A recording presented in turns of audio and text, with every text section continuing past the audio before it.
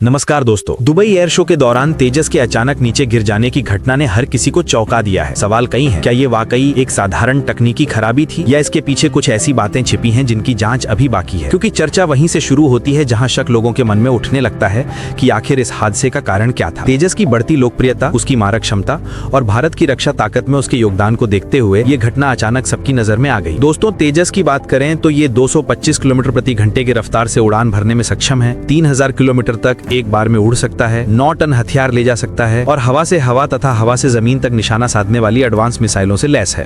इतने सक्षम विमान का इस तरह दुर्घटनाग्रस्त होना स्वाभाविक रूप से कई सवाल खड़े करता है। पायलट की दुखद मृत्यु और वायुसेना द्वारा तुरंत जांच का आदेश इस घटना की गंभीरता को दर्शाते हैं। अब बड़ा सवाल ये है कि क्या ये केवल एक तकनीकी मामला है या फिर ऐसा भी हो सकता है कि ये हादसा किसी व्यापक परिस्थिति का हिस्सा हो। ये भी संभव है कि भारत के रक्षा क्षेत्र में तेजस जैसे स्वदेशी प्लेटफॉर्म की सफलता कुछ देशों को असहज कर रही हो, खासकर तब जब तेजस की क्षमता को लेकर अंतर्राष्ट्रीय स्तर पर सकारात्मक प्रतिक्रियाएं मिल रही थीं और कई देश इसमें रुचि दिखा रहे थे।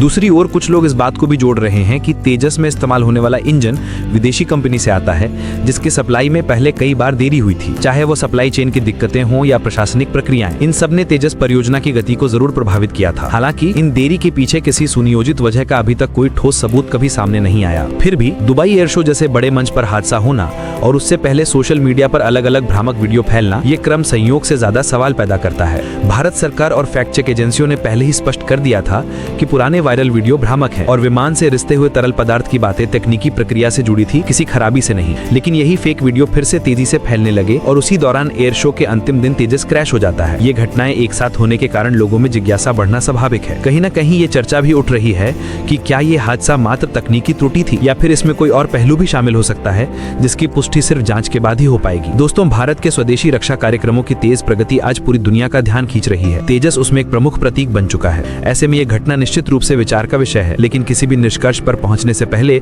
आधिकारिक जांच का इंतजार करना जरूरी है ताकि सच स्पष्ट रूप से सामने आ सके। आपकी राय में यह घटना क्या संकेत देती है? क्या ये एक साधारण हादसा था या फिर इसके पीछे कुछ और कारण भी हो सकते हैं? कमेंट में जरूर बताइए। और हाँ, अगर आपको भारत की बढ़ती ताकत और स्वदेशी तकनीक पर गर्व है तो इस वीडियो को लाइक कीजिए, चैनल को सब्सक्राइब कीजिए और कमेंट सेक्शन में लिखिए भारत माता की जय। हम मिलते हैं अगले वीडियो में। धन्यवाद।